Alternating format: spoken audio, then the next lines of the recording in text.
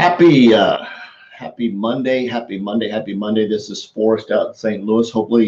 Hopefully you had a great Easter. I know I did. I got to spend the majority of my day hanging out with my awesome wife. Just absolutely wonderful day. Got to spend some time at the very end of the day with some of our teammates and just a private call, chatting and talking about some business building strategies for the upcoming week. Got just a lot of good stuff going on, So I hope you are too. But I wanted to go over a couple of things here with you really quick, ask you a quick question. And I love the fact that when I'm on track and doing something and then I get validated, because some of this, if you're like me, sometimes you're doing stuff on a regular basis and sometimes it's like, sometimes doubt creeps in just a little bit and says, are we tracking right? Are we doing what we're supposed to do? Now, the way I keep that mindset correct, the way that helps for me is I track everything I do. I know how many people I reach out to every day. I know how many people I follow up with every day. I know how many customers I got in a day. I know how many customers I got on a week. I literally check it every day, in the morning time, in the evening time, and sometimes in the middle of the day, because I want to know where I'm at. I want to know what I'm doing is being effective. And if I know what I'm doing is being effective, it takes some of that doubt out. Now, I put up this title, and I didn't put it up to boast, but I put it up to sort of set the stage for what I'm going to talk about tonight and how this happens. If you didn't see it earlier on my Facebook, on my timeline, I did a watch party in the Rise Up Challenge group. I did a watch party, and I specifically did it because I wanted to listen to what Russell Brunson had to say, and he basically just validated what I'm going to talk about. And I've said this before in lives, and he did a little smoother than I did, and actually put a couple of little more ideas in my head, like, ooh, there's more leads out there, another place to look to get business. And if you really pay attention, if you're in the hunt for something, you'll notice that it'll start popping up. You'll start seeing people, you start finding people that'll automatically start gravitating. The leads will start coming to you. So if this is the first time catching me live, make sure you tell me what part of the country you're chiming in from. If you're getting some value out of this, if you get value out of this live, feel free to tag your friends, tell them to swing by, check it out, because of course, my whole goal is to make an impact on your life so that you'll hear something that you can go out and change someone else's. It doesn't matter if you're in my business or not. The whole point here is to make an impact. Share some information with you, just like the live that I got on earlier today, and I did the replay on, and it's actually on my timeline. I did replay it on my timeline because I wanted to make sure I can go back and find it really easy, and it's just some really good information. I was just listening to it before I jumped on here again because I just wanted to re-stick it in my brain. I'm going to get a chance here. I'm going to write it down and write down the steps I need to do. So, hey, Laura, thanks for swinging by. So check this out. So first of all, it says, I'm looking at my notes over, it says, is it really that bad? Now I'm talking about this coronavirus thing a little bit, and the media just has a tendency just to super overhype stuff and just make it like the world is coming to an apocalyptic end, and it's just crazy how much they're just like, they love the negative stuff, because the more the negative is, the more people click on their crap. The more people click on their crap, the more their shareholders make more money. So in all reality, they don't really care. They really don't care when they're sensationalizing stuff. They just want to make money. It's all about money. If they weren't making no money, they wouldn't be talking about it. I can guarantee you that if they were making $0, they would be talking, you would have zero, nothing would be, they wouldn't talk about it. If it's not going to make them money, they're not talking about it. So just to get that out of the way. So is it really that bad? And I'm going to talk about this. If it's really that bad, now some people have been laid off, and my heart goes out to you. It sucks that you lost your job. There's been a lot of jobs created. There's been a lot of revenue created. There's been a whole entire industry shift. It's like the world was slightly off tilt, and it's tilted back to center, right? Some things have changed with the way we're going to do business is changing. Online e-commerce. I remember when shopping online was like, what? Shopping online? I'm not going to put my credit card out there. Now it's like Christmas is pretty much, if you took away online shopping right now from Christmas present shopping would just go away, because people want to ship to their front door. They don't want to go hang out in the malls. Now, it used to be cool to go to the mall because they'd be all decorated and everybody be out there, but people just don't want to do that anymore.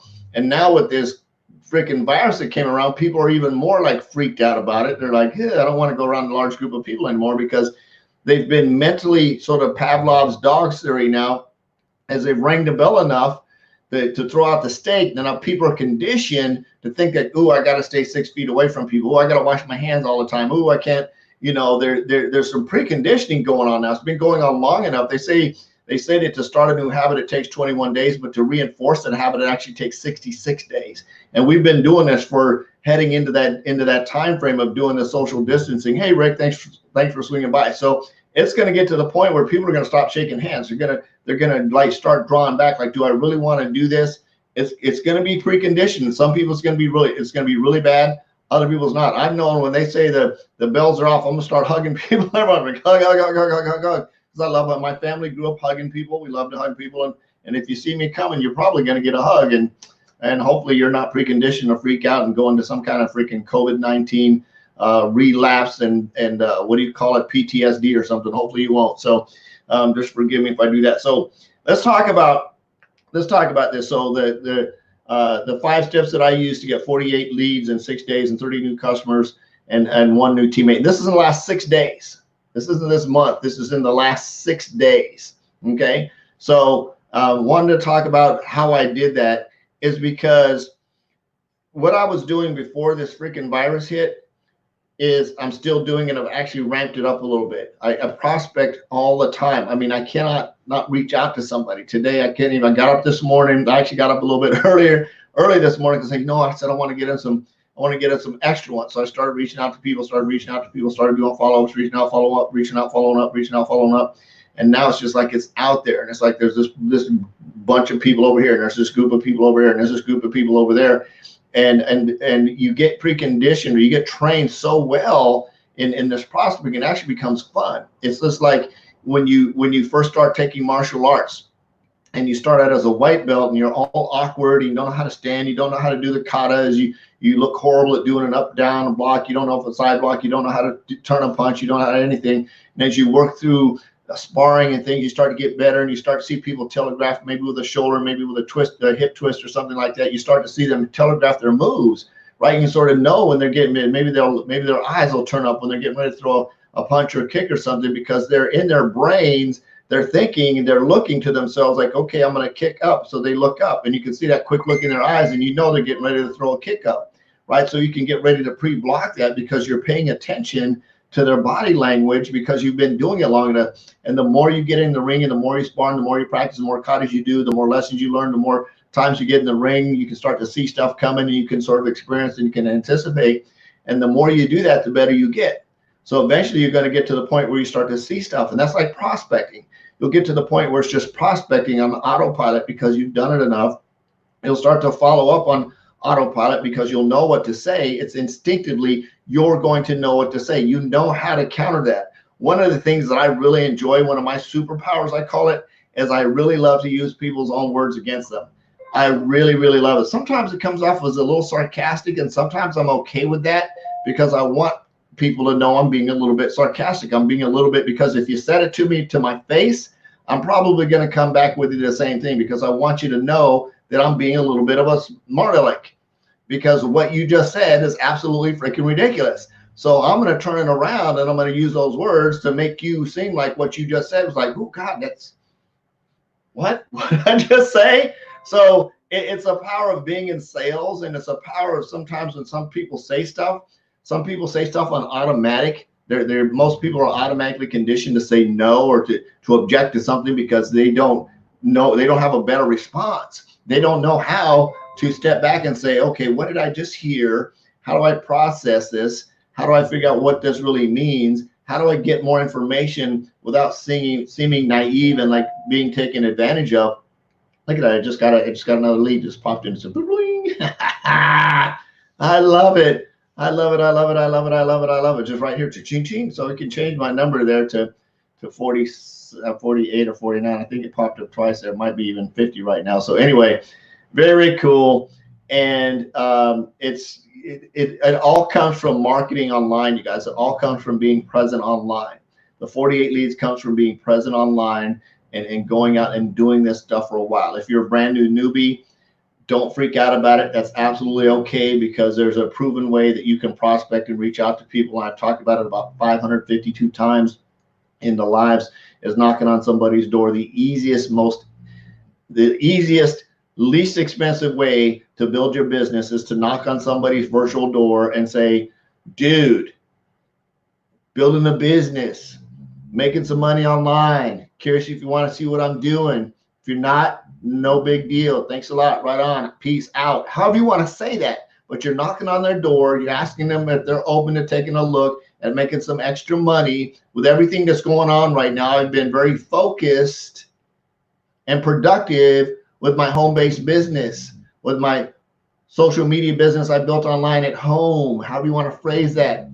Curious if you might be open to taking a look at what I'm doing to make a little bit extra money on a side hustle working from home. If not, absolutely okay, no big deal. Let me know either way. And you do that over and over and over and over and over and over and over and over and over and over and over and over and over and over and over and over and over and over and over, boom. And somebody says, dude, I'll check it out. And you go, cool, here's the link. And you send it to them. When can you watch it? Or how soon can you watch it so I can schedule a follow-up? And they go, I hope you guys are taking notes. How soon can you watch it so I can schedule a follow-up? And they go, watch it in the morning. So great, here's the link. And the reason I send it right now, even though they say they're not going to watch it till the morning time, guess what they're going to do? They're going to watch it right now. Unless they're driving, right? Unless they're doing something really, maybe they're at work, they can't. But I'm going to send it right now. Absolutely. Hey, Tiffany. Absolutely right now. They're going to sometime between now and the morning, they're going to watch it. So in the morning time, I can follow up whatever time I want to in the morning time. So about 9:45, I'm like, dude, what did you like most about what you saw in the video? What did you like most about the information I sent you? And just wait. Just wait. They respond, great. If they don't respond, great. If they don't, then I'm going to do my 4-day follow-up. Say, hey, dude, apologies, been super busy. Enrolled 48 new customers in the last 6 days. Been a lot of fun. Apologies for not following up. Been super busy. How are you doing? And the whole point there is to get them to re-engage. And they may reply back with it. And they may say, hey, I'm doing good. How are you? I say, great. Hey, I sent you that video 4 days ago. I was just curious. What did you like most about what you saw? So I'm bringing the video right back up. Oh, dude, I didn't get a chance to watch it. Great. Boom, here's the link. Take time to check it out. I'm going to follow up with you in a couple of weeks. See what I just did is I just sent them the link again, and I postured myself and said, hey, got a lot of people I need to follow up with. Here's the link again. We need a chance. Check it out. Shoot me back after you watch it. Let me know what you think. Let me know what I don't say what you think. Let me know what you like most. Let me know. Let me rephrase that. Hold on. I know what I'm saying. Let me catch myself here because I'm getting way down the road and bringing up some bad habits. So I send them a link, the 4-day follow-up. They reply back. I say, great. What did you like most about what you saw? They say, for example, they say, I didn't see it or I didn't watch it yet. Great. Here's the link. I'm going to send you the link. I'm super, super busy enrolling new customers. I'm going to check back with you in a couple of weeks. In the meantime, once you get a chance to watch it, get back to me and tell me what you like most about what you saw. So there I postured them. I gave them the link again, and I sort of blew them off, right? I gave them the link and I blew them off a little bit because I'm moving on. Because they said they were going to watch it once. They said they didn't watch it. So I send them the link again. I drop the link in again in their message inbox and say, here you go. Take time to watch it. And after you watch it, get back to me and tell me what you like most. Because I've already followed up and apologized for following up with them. And then I'm going to sit. So they have two options now because I'm going to go work with these other people that are ready to go. These other customers are ready to enroll. These other teammates are ready to get started. I'm going to go work with them and I'm going to follow up with them in a couple of weeks. So now they've got some options. They can watch the video. They can, go do whatever. And then I'm not going to touch base. If they don't reach back to me, I'm not going to talk. I'm not going to be back in their inbox for another 30 days. Then I'm going to do some deflections and things like that and move on. So that's that process in a nutshell of following up. So where do these 48 people come from? 48 leads and 30 new customers and a new teammate. Well, it's about being online and being consistent, about being shown up, and it's about being here every day. And it's not about being egotistical. It's about showing up. So here's some stuff that I love. And again, I would watch the replay that I did. That's like right underneath this live on my timeline. It's there, and it's about I think it's about the 1 hour point where he starts to interview Russell Brunson. The other guy he interviews is awesome too. You can watch that if you want, but the part I'm talking about here is Russell Brunson. It's the second half. So one is to be able to get a lot of customers and to be able to get a lot of leads. You got to understand who your perfect customer is. Who is the perfect customer? Who are they? Who is the person that you want to bring into your camp? Who's the person you want to focus on? And what I did, and I talked about this before, is I narrowed everything down to a straight focus. I want one customer. I want one person. That person is the person I'm going after. Nobody else. I'm a white Nike tennis shoe high top selling fool. That's all I want to sell. White high top Nike tennis shoes. If you're not interested in white Nike high top tennis shoes, I don't want to hear it. I don't want to talk to you. I want to sell you a white high top Nike tennis shoe. That's the focus of the customer that I'm going after. I don't care about anybody else. I don't care if you want red Jordans. I don't care if you want pink whatevers. I'm selling white high top Nikes. That's what I'm selling. And if you ain't buying it, I really don't want to talk to you. And that's the focus that I've gotten into. So to tell you how this works, right? So what do they like? So the first question I have is, what do they like? What is that perfect customer like? Number two, who is it that I want to serve? So what do they like, and who do I want them to serve? So I want to be able, one is I want to serve people that have something in a vision and a general direction that I want to go in. So it's for example, white high top Nike tennis shoe. Who would best be wearing that shoe? Basketball player, right? Now I don't care about the basketball players that want to wear red Jordans. I want to talk to the basketball player that wants to wear a white Nike high top, right? That's my target audience. That's the person I want to talk to. Now later I may expand into red Jordans and some other things depending on, but for right now it's a white Nike high tops. So who am I going to serve? Guys that like white tennis shoes, or women that like white tennis shoes that are high tops with a brand of Nike. That's the person I'm going after. Preferably, probably somebody who likes to play basketball, because if I was selling a running shoe, then I'd be going after a different target. I'd be going after a different audience, right? So what is it what do they like? They like to play basketball, preferably, or they like to look like they play basketball. And who is it that I want to serve? Who do I want to serve? I want to serve the basketball player. I want to give them the best tennis shoe that I possibly could ever give them, right? Where do they hang out? Where would a basketball player hang out? I'm going to skip that part and let you guys figure out where they hang out.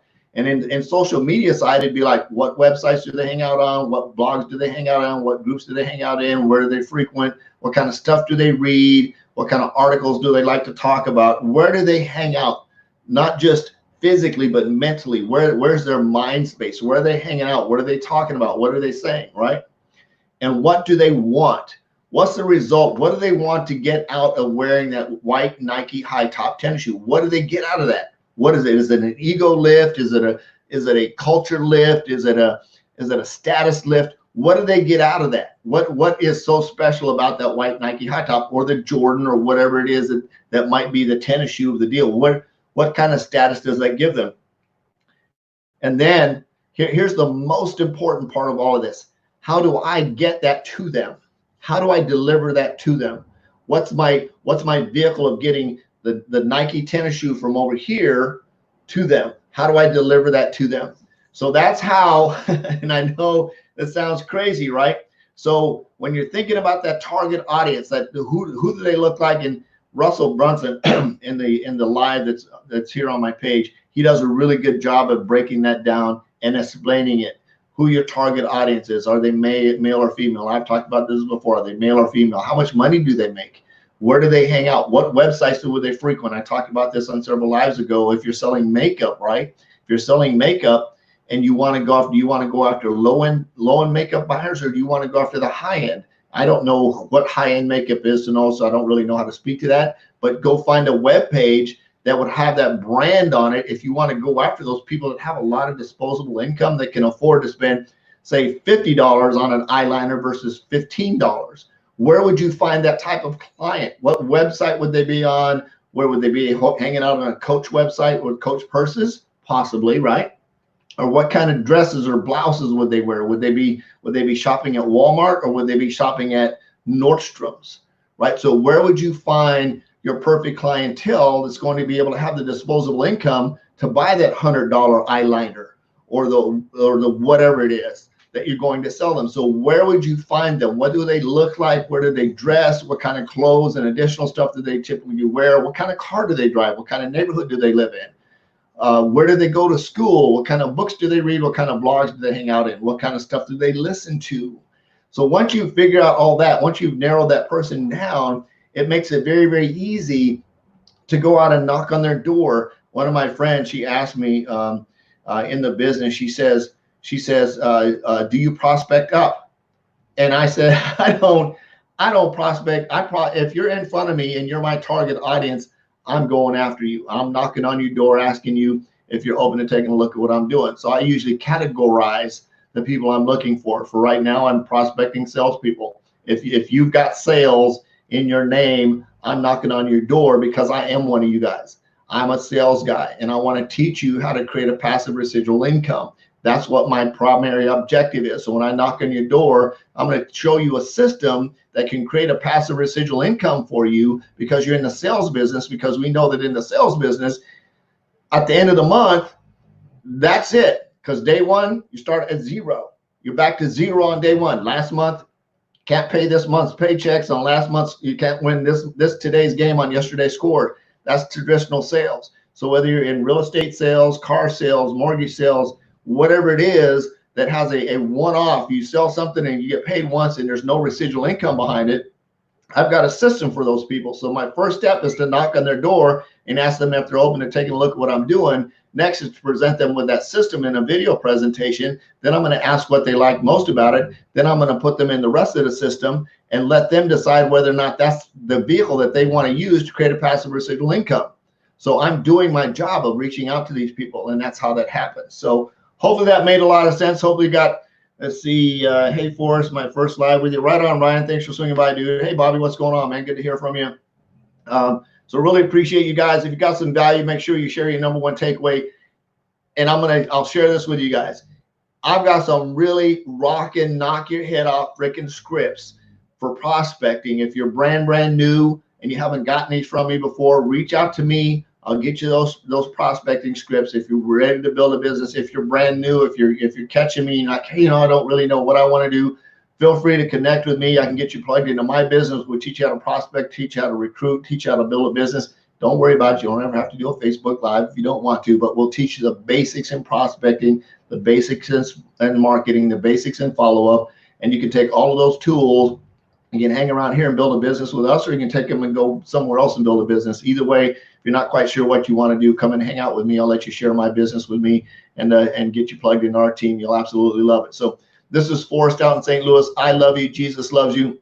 If you want those prospecting scripts, make sure you shoot me a private message. No more empty refrigerators. Go out and make an extreme impact. Peace out. We'll see you tomorrow. Bye-bye.